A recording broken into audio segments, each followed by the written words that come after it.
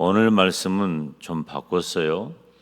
14절 이후에 15절부터 28절까지 우리가 함께 읽겠습니다. 15절부터 마지막 28절 제가 한 절 읽고 다 같이 한 절 읽으시고 그렇게 교도가겠습니다. 여호와의 말씀이 또 내게 임하여 이르시되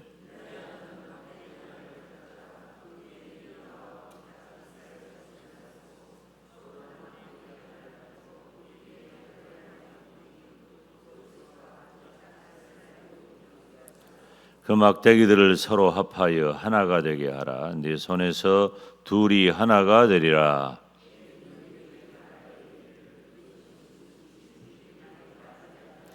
너는 곧 이르기를 주 여호와께서 이같이 말씀하시기를 내가 에브라임의 손에 있는 바 요셉과 그 짝 이스라엘 지파의 막대기를 가져다가 유다의 막대기에 붙여서 한 막대기가 되게 한즉 내 손에서 하나가 되리라 하셨다 하고 그들에게 이르기를 주 여호와께서 이같이 말씀하시기를 내가 이스라엘 자손을 잡혀간 여러 나라에서 인도하며 그 사방에 모아서 그 고국 땅으로 돌아가게 하고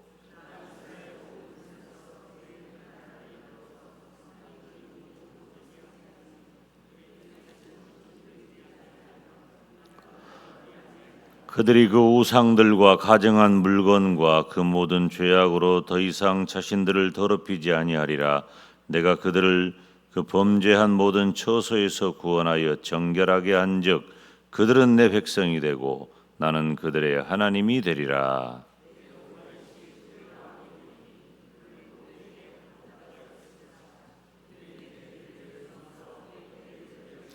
내가 내 종 야곱에게 준 땅 곧 그의 조상들이 거주하던 땅에 그들이 거주하되 그들과 그들의 자손손이 영원히 거기에 거주할 것이요 내 종 다윗이 영원히 그들의 왕이 되리라.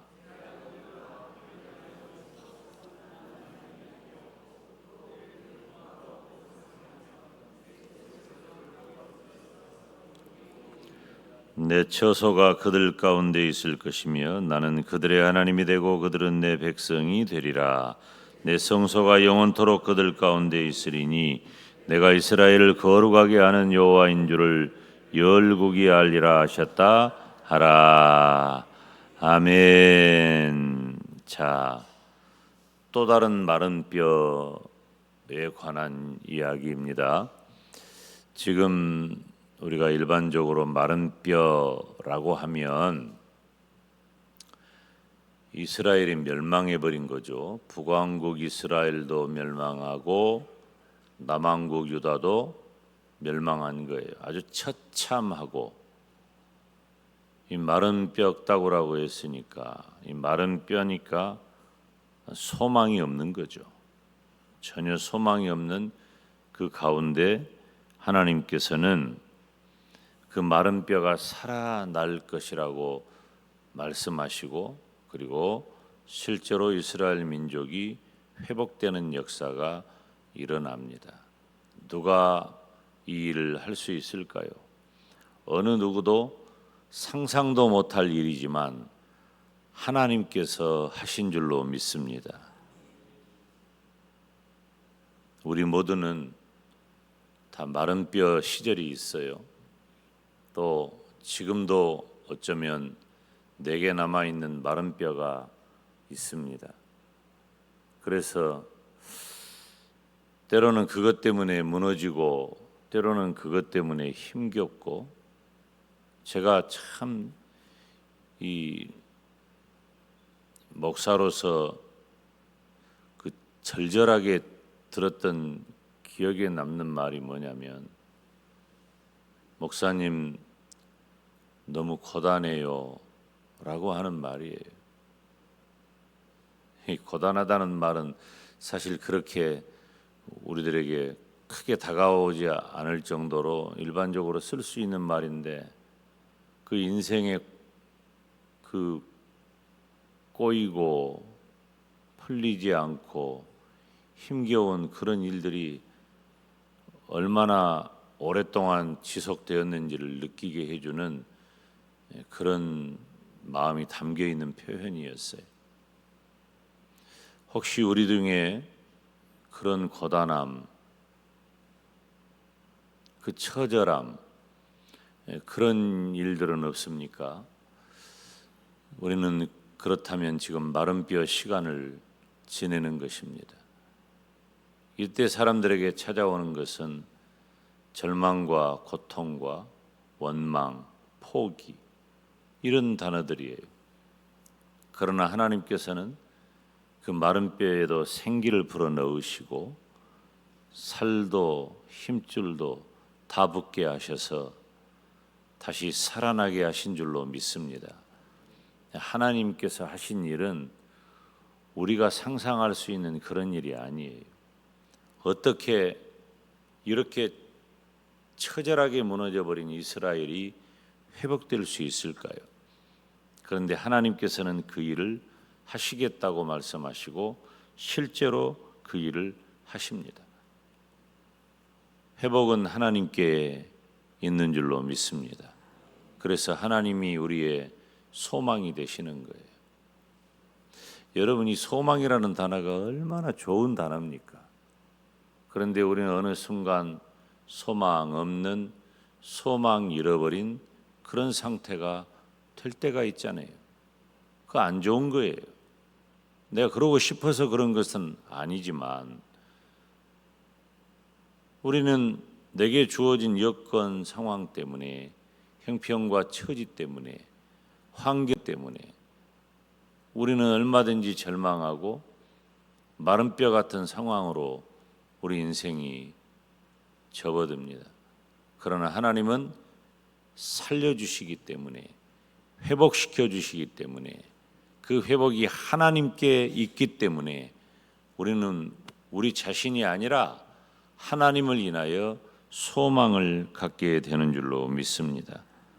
그래서 이 이스라엘 백성들이 무덤을 열고 나온다라는 표현이 12절에 있잖아요.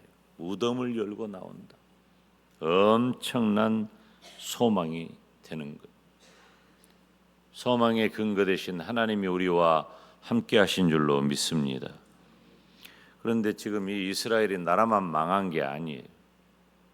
사실은 이스라엘 나라가 이 북왕국 이스라엘이 멸망하기 전 약 200여 년 전에 어떤 일이 생기냐면 솔로몬이 죽어요.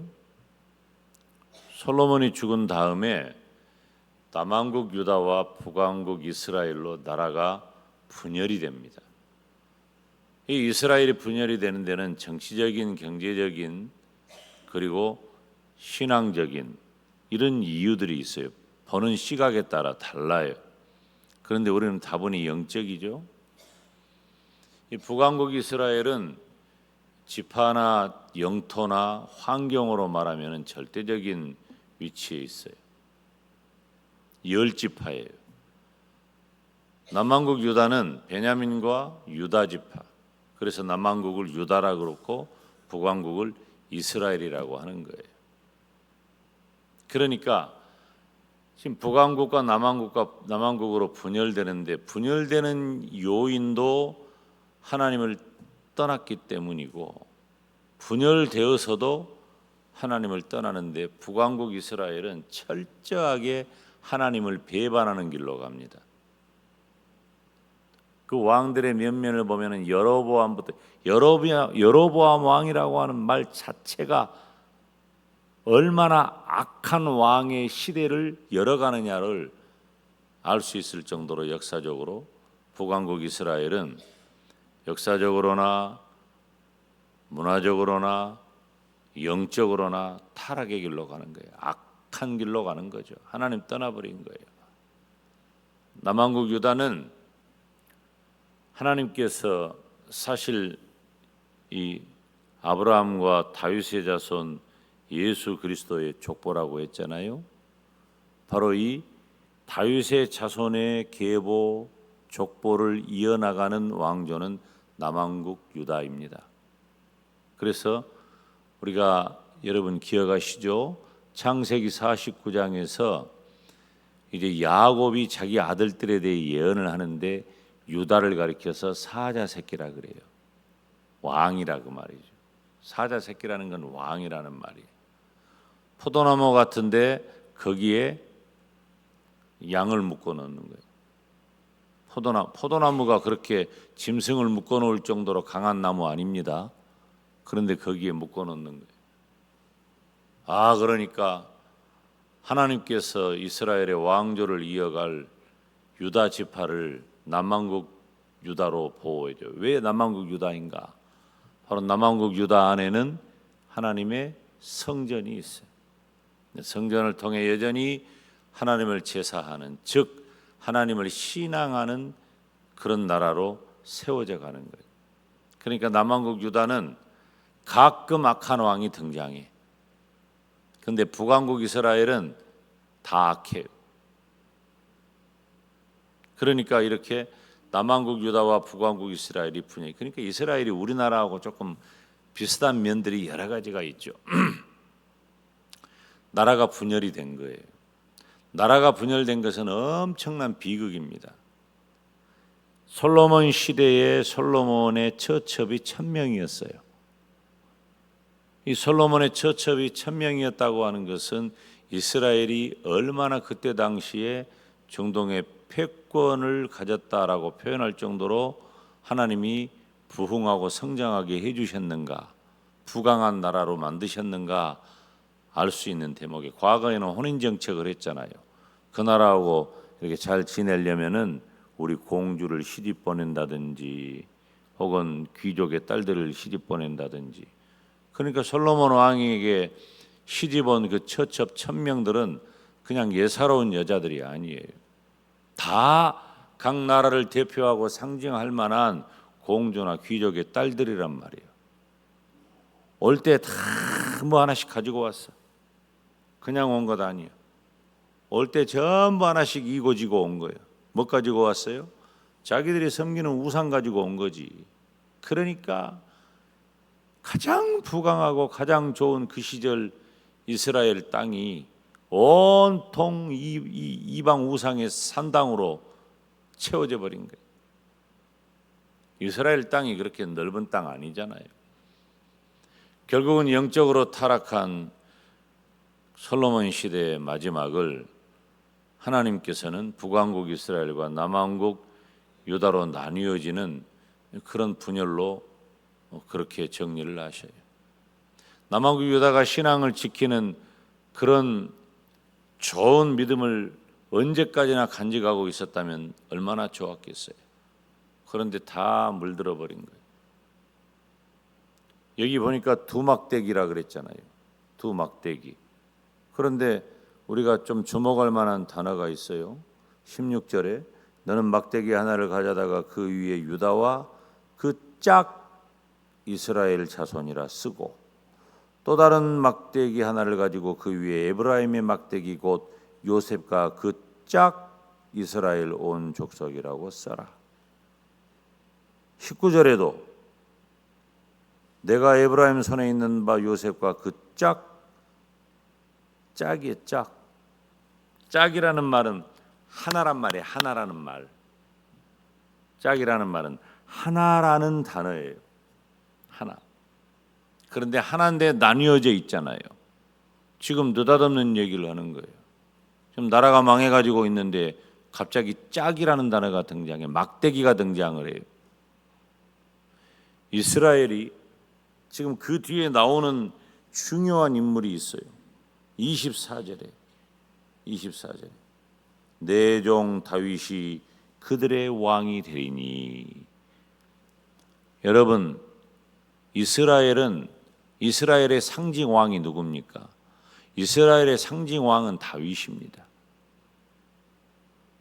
사람이 뽑은 왕 사울을 하나님이 패하시고 하나님이 선택한 왕 다윗을 통하여 왕조를 이어가셔요. 여러분, 이거 굉장히 중요한 장면인데, 이 다윗을 통하여 왕조를 이루어 가신다는 말은 바로 이스라엘의 전 역사, 성경의 전 역사는 누구를 향해 갑니까? 예수 그리스도를 향해 가는 거예요. 다윗을 통해, 다윗 가문을 통해 예수 그리스도를 나게 하시는 거예요. 근데 지금 나라도 망해버렸어. 나라 망하기 전에 그 나라는 또 쪼개져 버렸어. 그런데 하나님께서 그 쪼개져 버린 나라를 망한 그곳에서 하나가 되게 해버린 거예요. 하나가 되게 하고 나라도 회복시켜주고, 그래서 다윗의 왕조를 이어가게 하셔요. 다윗의 왕조를 이어가게 하셔서 마침내 예수 그리스도의 복음을 온 세계에 주시는 거예요. 그리고 어떤 말씀을 하시냐면은 23절을 말미에 그들은 내 백성이 되고 나는 그들의 하나님이 되리라. 27절에 나는 그들의 하나님이 되고 그들은 내 백성이 되리라. 할렐루야. 다 회복시켜 주는 거예요. 마른 뼈는 살아나게 하고 나누었던 막대기는 그 짝을 찾아 하나가 되게 하셔서 하나님은 예수 그리스도의 날에 이르도록 구원의 역사, 구속의 역사 하나님이 이루어 가신단 말이에요. 상상도 못할 일들이 있는 거예요. 지금 남왕국 유다까지 망해버리니까 완전히 거덜난 것 같죠. 다 끝나버린 것 같죠. 세상에 하나님께서 그런 나라도 회복시켜 줄 뿐만 아니라 오히려 나뉘어졌던 그 짝을 찾아서 하나가 되게 하시고 나라를 회복시켜 주신단 말이에요. 어떻게 이것이 인간의 계산과 생각으로, 계획으로 이게 가능하냔 말이에요. 이 모든 일을 누가 하셔요? 하나님이 하신 줄로 믿습니다. 그러니까 우리는 나라가 망했다고 끝났다고 생각한 게 아니에요. 이야, 우리는 가끔 어려움을 만날 때, 이 마른 뼈와 같은 상황이 될 때 우리가 이런 고백을 해야 돼요. 하나님이 나에게 어떤 은혜를 주실까? 어떤 복을 주실까? 이 두 막대기가 짝이 되게 하는 것을 누가 상상이나 했겠어요? 그런데 하나님은 나라가 다 망해버린 그 상황 가운데, 마른 뼈와 같은 그런 상황 가운데 그 마른 뼈를 살려서 사람 되게 하시고 생명 되게 하시고, 다시 말하면 망해버린 이스라엘 나라를 회복시켜 주시는데 나뉘어진 그 막대기를 짝으로 하나 되게 하셔서 회복시켜 주신다는 말이에요. 좋은 것이 더 좋아지는 거예요. 사랑하는 여러분, 우리가 상상 못할 엄청난 시간들을 지내고 있다면 우리가 상상하지 못할 엄청난 일을 하나님은 우리에게 계획하고 계신 줄로 믿습니다. 안 된다고, 힘들다고, 좀 어렵다고, 여러분, 우리는 너무 일희일비해요. 우리 인간의 특징이 그거지. 일희일비한단 말이에요. 그러나 지금 잠깐 때문에 웃다가 잠깐 때문에 울지 말고 우리는 하나님을 기억합시다. 우리는 하나님을 붙잡읍시다. 하나님을 의지합시다. 하나님이 나의 소망인 것을 깨달읍시다. 그래서 정말로 이 막대기, 갈라져 버린 그 막대기가 다시 짝이 되어서 잃어버린 나라가 회복되었을 때 다윗의 왕조를 이어가는 엄청난 축복이 주어졌던 것처럼 하나님, 나에게 주어진, 그리고 또 지금 이 시대에게 주어진 엄청난 마른 뼈와 같은 이 상황을, 그리고 갈라진 막대기와 같은 상황을 하나님 회복시켜 주시옵소서. 회복은 하나님께 있는 줄 믿사오니 하나님 은혜를 내려 주시옵소서. 다 같이 주님 이름 부르며 기도의 자리로 나아갑니다.